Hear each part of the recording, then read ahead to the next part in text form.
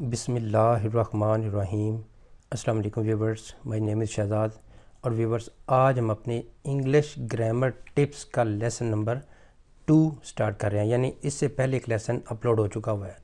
Viewers, ये series जो है ग्रामर की प्योर ग्रामर की सीरीज़ है और ये बिलखसूस उन स्टूडेंट्स के लिए है जो कि ग्रामर सीखते हैं और ग्रामर में उनको कुछ छोटे छोटे मसाइल आ सकते हैं। तो ये टिप्स जो है वो डेली बेसिस पे इसको अपलोड करनी है।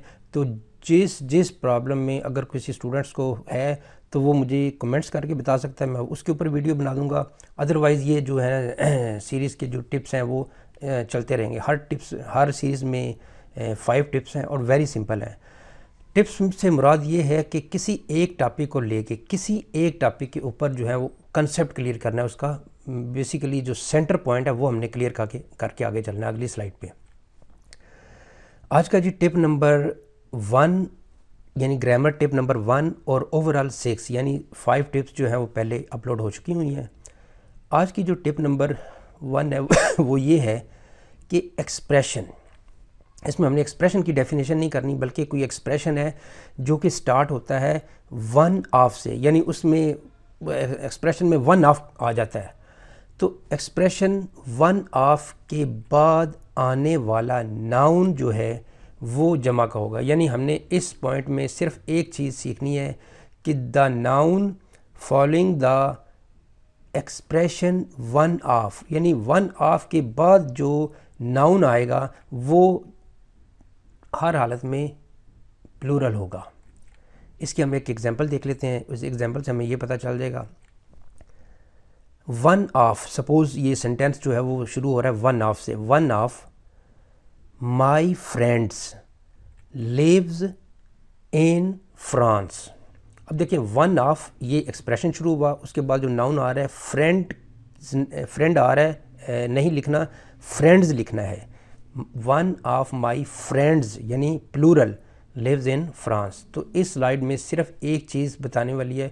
1 ऑफ से मतलब कुछ और भी टिप्स होंगी, लेकिन इस टिप में क्योंकि व्यूवर जो एक टिप अगर कवर की जाए उसमें हर चीज़ को तो वो ज़्यादा समझ आती है।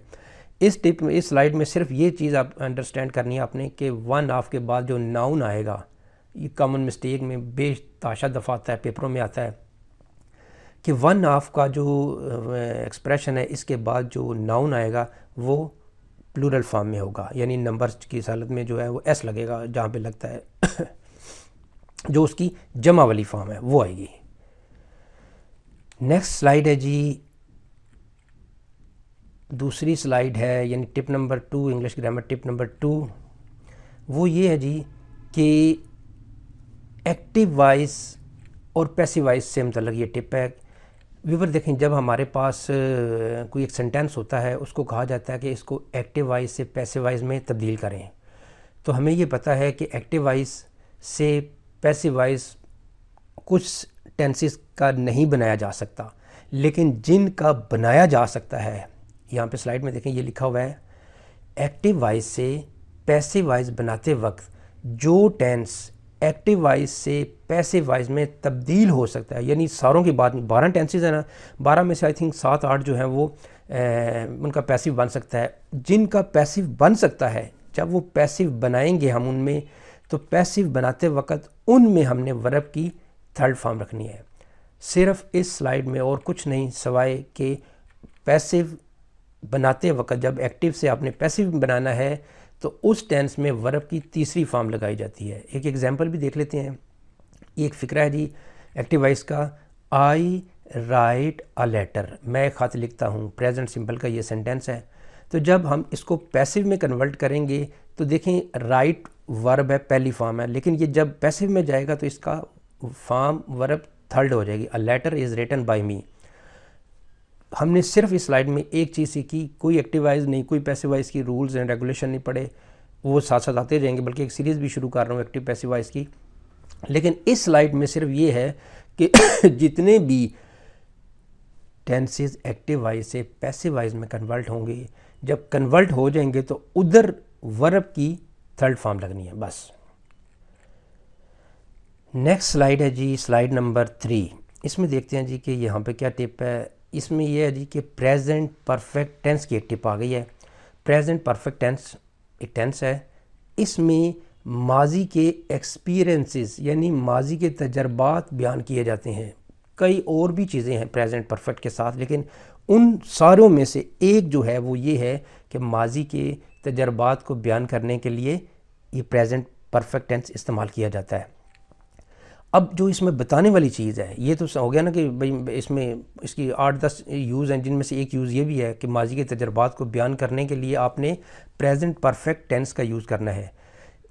इसमें जो बताने वाली चीज़ वो ये है कि प्रेजेंट परफेक्ट टेंस में एक्सपीरियंस बताते वक्त आपने टाइम का जिक्र नहीं करना कि ये एक्सपीरियंस मैंने कब किया था। एक्सपीरियंस का जिक्र होना है, लेकिन एक्सपीरियंस कब किया वो नहीं है। जब नहीं है तो इसका मतलब नहीं है। अगर टाइम आ गया फिर तो वो प्रेजेंट परफेक्ट रहा ही नहीं, फिर तो वो पास्ट की कोई फॉर्म बन जाएगी। इस एक एग्जांपल देखते हैं। I have visited Dubai 7 times. मैं दुबई का 7 मरतबा दौरा कर चुका हूँ, मैं दुबई 7 दफ़ा जा चुका हूँ। इसमें मैंने ये बताया कि मैंने ये एक्सपीरियंस कितनी दफ़ा किया है, लेकिन कब किया है। अगर वो हो जाता तो फिर तो वो फिक्रा प्रेजेंट परफेक्ट का रहना ही नहीं था। तो यहाँ पे गलती क्या पकड़नी है कि प्रेजेंट परफेक्ट में जब एक्सपीरियंस, एक तो प्रेजेंट परफेक्ट में आपने एक्सपीरियंस बयान करना है। एक्सपीरियंस वही जो आपके साथ हो चुका हुआ है, कितनी दफ़ा हुआ है वो बयान कर दें, लेकिन उसमें टाइम का जिक्र नहीं होना, यानी येस्टरडे, टुमारो, लास्ट वीक वगैरह इस तरह की जो है ना वो एक्सप्रेशन जो है वो टाइम एक्सप्रेशन वो नहीं लगानी। तो इस टेंस में सिर्फ एक स्लाइड में सिर्फ एक मतलब निकला कि एक्सपीरियंस बताया जा सकता है और टाइम का जिक्र नहीं करना। नेक्स्ट स्लाइड है जी, स्लाइड नंबर 4। इसमें देखते हैं जी क्या हमें पता चलता है। इसमें है जी कि व्हाट इज़ एन एडजेक्टिव। इस पूरी स्लाइड में सिर्फ एडजेक्टिव को एक लफ्ज़ को डिस्कस करना है। किसी नाउन की तारीफ़ करने वाले लफ्ज़ को हम क्या बोलते हैं, एडजेक्टिव बोलते हैं। सिंपल कि भाई जब नाउन की तारीफ़ करनी है तो वो लफ्ज़ एडजेक्टिव है।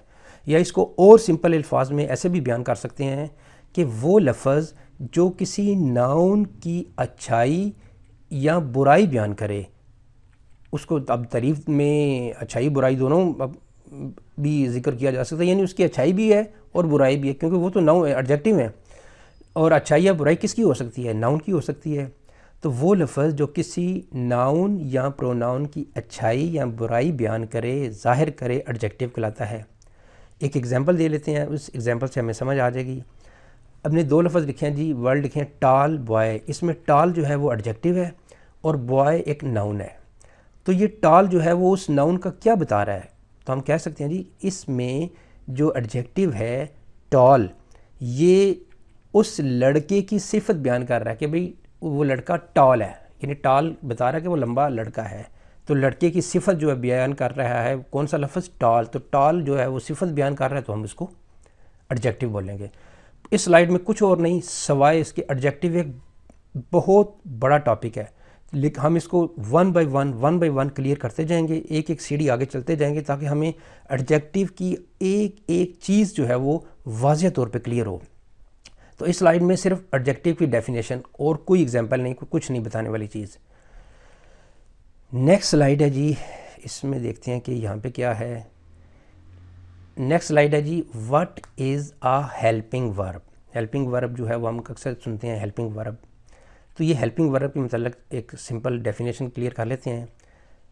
हर टेंस के अपने अपने हेल्पिंग वर्ब होते हैं। सबसे पहले तो ये है कि जी हर टेंस के अपने अपने हेल्पिंग वर्ब होते हैं, यहाँ तक तो हमें क्लियर है। अब हेल्पिंग वर्ब तो हर टेंस का अपना अपना हो गया। हर टेंस का, यहाँ पे ये चीज़ ज़हन में रख लें, हर टेंस के अपने अपने हेल्पिंग वर्ब होते हैं। अब हेल्पिंग वर्ब जो हैं ये मेन वर्ब के साथ, हेल्पिंग वर्ब जो हैं वो मेन वर्ब से मिलकर 2 किस्म की हमें मालूमात देते हैं। पहले नंबर पे हमें ये बताते हैं कि ये टेंस कौन सा है। पहले नंबर पे हमें ये पता चलता है, यानी हेल्पिंग वर्ब भी हमें बताते हैं, आइडेंटिफाई करते हैं कि भाई ये टेंस प्रेजेंट है, प्रेजेंट पास्ट है, इवन कि प्रेजेंट सिंपल और प्रेजेंट कंटिन्यूस का फ़र्क भी हमें जो है वो हेल्पिंग वर्ब बताते हैं। और दूसरे नंबर पे इन्हीं हेल्पिंग वर्ब से हम सवालिया और मनफी फ़िक्रे, यानी उसी टेंस के हेल्पिंग वर्ब्स हमें जो बताता कि भाई ये टेंस कौन सा है, और साथ ही उस टेंस के हेल्पिंग वर्ब से, उसी टेंस यानी किसी और टेंस के नहीं, उसी टेंस के हेल्पिंग वर्ब से हमने सवालिया और मनफी फ़िक्रे बनाने हैं। एक एग्जांपल ले लेते हैं, उससे हमें ये बात ज़्यादा क्लियर हो जाएगी।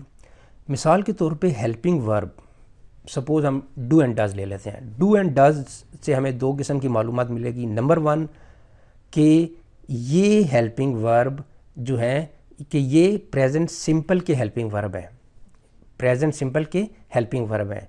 डू एंड डज ने हमें वाज़ेह बता दिया कि ये, यानी ये कहेंगे कि भाई हम जो है वो हमारी नुमाइंदगी किसकी टेंस की है, हम प्रेजेंट सिंपल के हेल्पिंग वर्ब है। दूसरे नंबर पे जिस तरह ऊपर मैंने बताया कि ये सवालिया और मनफी फ़िक्रे बनाएंगे इन्हीं फ़िक्रों से। मसलन एक मनफी फ़िक्रा बनाते हैं, I do not go to school, तो मैंने I not go to school नहीं लगाया, I do not go to school, मैंने उस हेल्पिंग वर्ब से ही मनफी फ़िक्रा बनाया। अब ये फ़िक्रा कैसे बनाया है इसकी अभी हमने बात नहीं करनी है, सिर्फ इसमें यह है कि हेल्पिंग वर्ब से मनफी फ़िक्रा भी बनाया जा सकता है और हेल्पिंग वर्ब से सवालिया फ़िक्रा भी बनाया जा सकता है। Does he go to school.